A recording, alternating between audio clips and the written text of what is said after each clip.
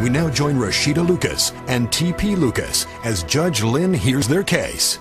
Mr. Lucas, you have brought Mrs. Lucas here to court in order to recover either your 2000 Camry that you said you upgraded or the value of the upgrades that you put in the Camry that you say she took. And I know that you're wearing sunglasses, which usually is not permitted in a courtroom, but I understand that you have an eye issue, glaucoma, and the lights are bothering you. Mr. Lucas, I'm going to start with you. Why don't you tell me how we got here and why it is you've needed to come to court to get this car back?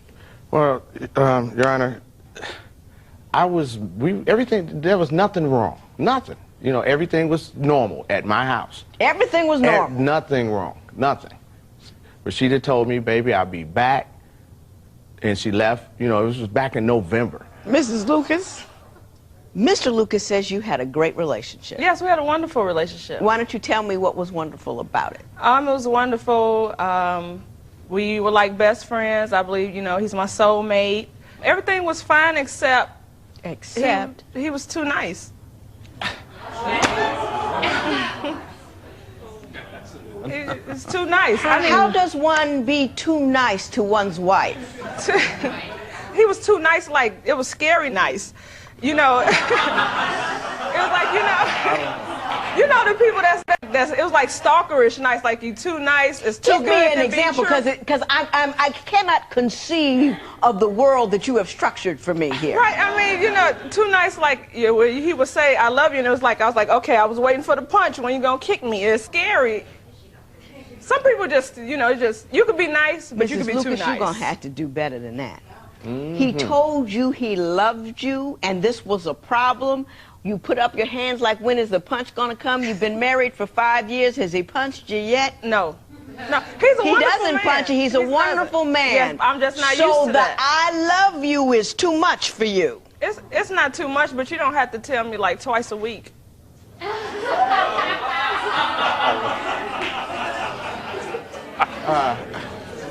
Can't figure that. So if I found you a brother that would run around on you, call your names, and smack you upside the head, you'd be in heaven. No, he don't have to call me names or smack me, but... He can run around on you. No, not that either, but... What do you want from a man, Mrs. Lucas? Yes. I mean...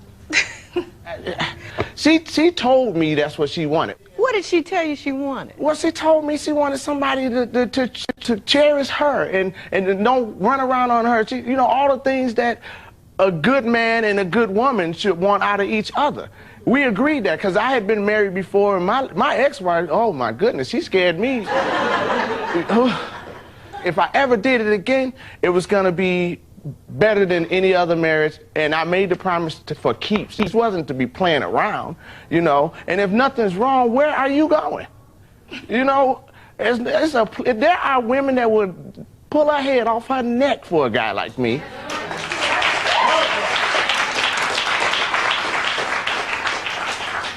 I'm gonna ask you one more time. He made me gain weight. Okay, how did he make you gain weight? Cause, I mean, now the man can cook, brother can throw down. But he cooked 4-course meals for breakfast, lunch, dinner.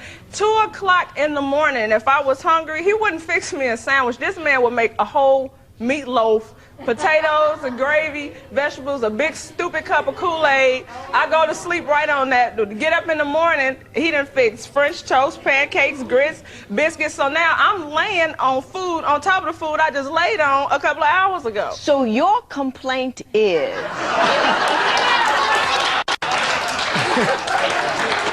that this man cooked too often and too well, and he made me gain weight. Mrs. Lucas, have you lost your mind? No.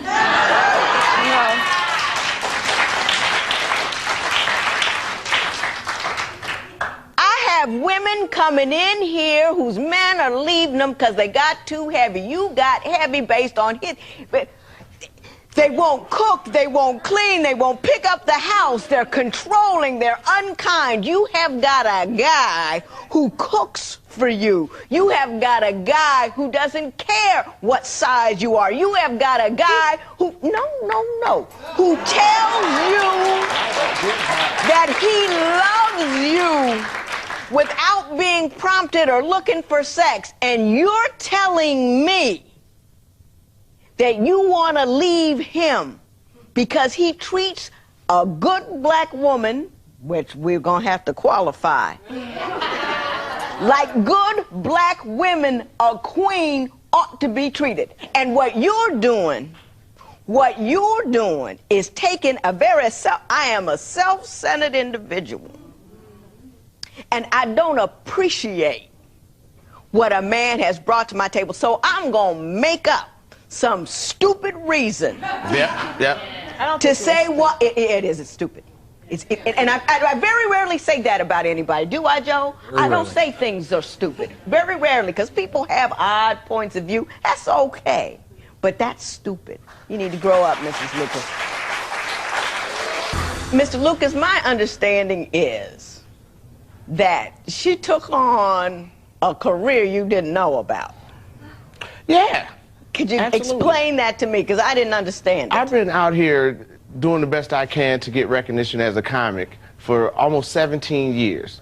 And so after she leaves me, a mutual friend tells me that he saw her in a comedy club on stage. On stage. I mean, I don't have a problem with that. But she never shared this with me at all. She never told me not one time. So she became a comedian and didn't tell you? Didn't tell me nothing. And every time I tried to talk to her about it, she didn't have time, or she didn't want to talk. She was busy or something like that. She's supportive of your comedy career? Absolutely. Absolutely. I could, like, if she was closer to the stage, she has a distinctive laugh that I love. And I would hear her, and that would just motivate me to hit the crowd a little harder, because she made me feel good. He's killing you, Mrs. Lucas. You know that over here. He's just killing you. I mean, he's just killing you.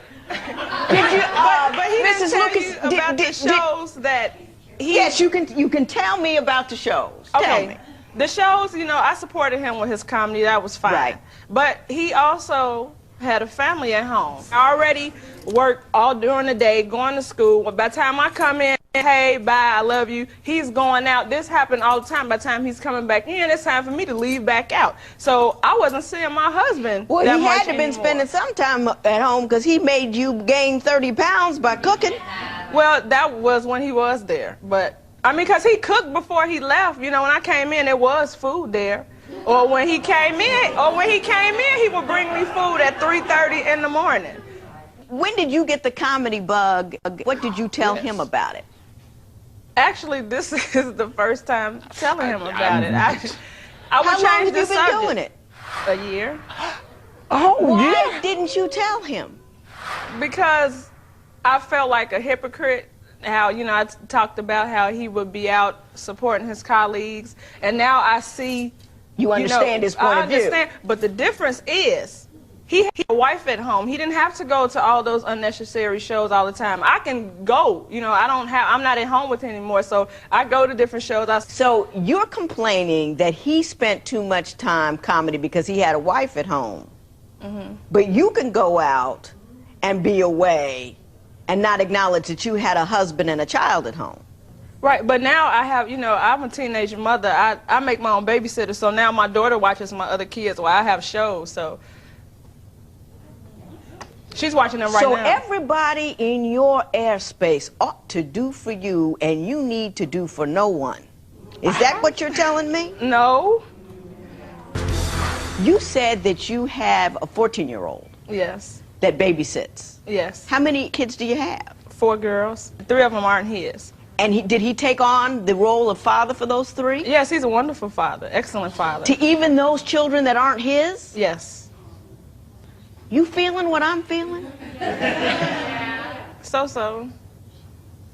You still want to be with her, don't you, Mr. Lee? I'm still suffering from separation anxiety. It just don't make sense, because there was nothing wrong. I mean, if someone gave me everything that I wanted, which she did, and I was giving her in return, where are you going? Where are you going? Crazy. And That's what do where she you going. expect to find when you get there? What are you going to do about you have a 1-year-old together? Absolutely. Yes. And she ain't even on the bottle no more. Do you see what I'm saying? One, and You no, have you need her? the bottle. Yes, I have her. Ain't nobody taking my baby nowhere. You don't have your 1-year-old? No, he wouldn't let me. He's very overprotective Well, how does of the her. 14-year-old babysit the 1-year-old you don't No, have? the 14-year-old babysits my 8 and 5-year-old. Mr. Lucas, you've came here for the return of a car. Why don't you explain that to me? I mean, where is the car and what? Yeah, where is the car? That's a good Did question. when she left in November? Tell she me took the about car. when she left, because I'm not understanding Well, when how I this called, thing actually when she ended. left, I didn't, pay any attention till it started getting kind of late. I called her. She told me she was at her sister's house, and that's where she's gonna be, and she hung up the phone. You're telling me she left like she was going to go get some groceries, Right. but was leaving you. She left like she was. Just, she said her "I'll exact be words right was, back." "I'll be right back."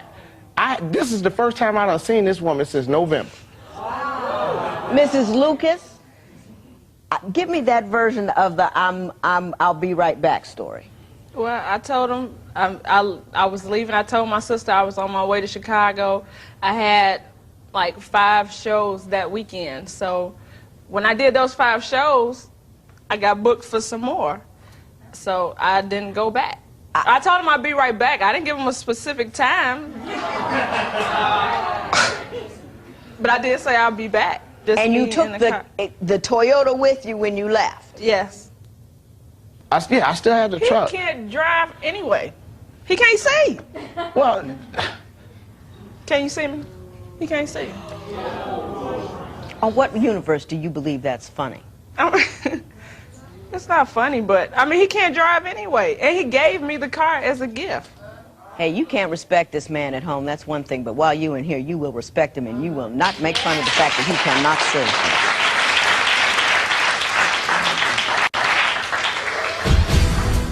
When divorce court continues, Judge Lynn rules in the case of TP versus Rashida Lucas. But first, Rashida has news that leaves the courtroom speechless. Well, where is the car? The car is... Divorce court returns with the case of Rashida Lucas, who left her husband to perform stand-up comedy and never went back home. And TP is suing Rashida because he wants to be reimbursed for the family car. You say if you can't get the car back, you want the value of the upgrades. Tell me about the upgrades. well, here's the thing. They sell a little chip. I upgraded that on the engine. I didn't like the wheels that were on there, so I bought rims and tires. And it didn't have a stereo at all in there because there was just a hole in the dash. So I bought a stereo for the car. Why don't you tell me this, though? How much is the car worth? About $5,000. And like I said, she keeps saying, But where my is the car. car? The car is gone. Gone where? It got totaled. How did it get totaled? I was at work. We had an ice storm in Chicago. Somebody ran into it and tore it up. So I told him just junk it. There was nothing I could do with it. So You done just told her to junk it? You didn't... junk the There was car? nothing. There was nothing else they could do with it. It was like this small. Did you have insurance on it? Well, where's the No, the stereo? insurance had lapsed. Whose responsibility was to pay the insurance? Was it your responsibility to pay the insurance? It's my responsibility to make the money. She write out the checks to pay the bills. At least she used to. Was there money to pay the insurance? It was money to pay the insurance, But but you I get- wasn't in Wisconsin anymore. He could have did that while he was there. Yeah. But it was pick a typically surgery. your responsibility to pay the bills? Sometimes. Oh, I don't believe you. I believe it was your responsibility. Look at you. I believe it was your responsibility to pay the bills. Mr. Lucas, I'm sorry. You are a wonderful man, and don't let trifling women change who you are. That's all I'm asking. She's self-centered and only interested in her pleasure and her joy and what she wants. She will never give to you, and you have the right to have a woman who will give to you. That's my point of view.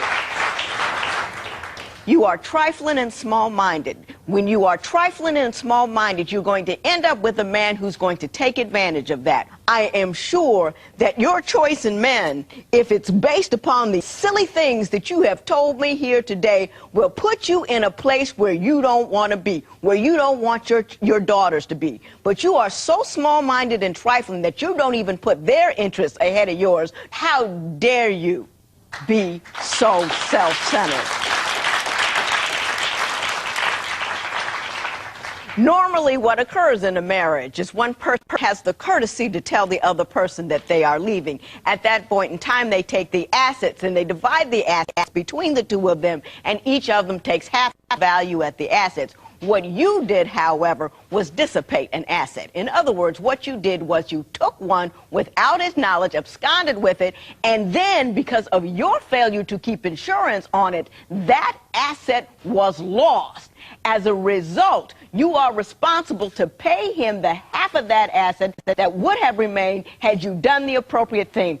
Judgment in favor of Mr. Lucas in the amount of $2,500. It is so ordered. All rise. Parties may leave the courtroom. Well, the kids miss you. I miss my baby. Just come back to Chicago. You come to Chicago, we can make it work. I don't know. The judge should have sentenced you to life with me and the kids. That's what she did. Put the gavel down and but that's all good. I don't know what to say to you.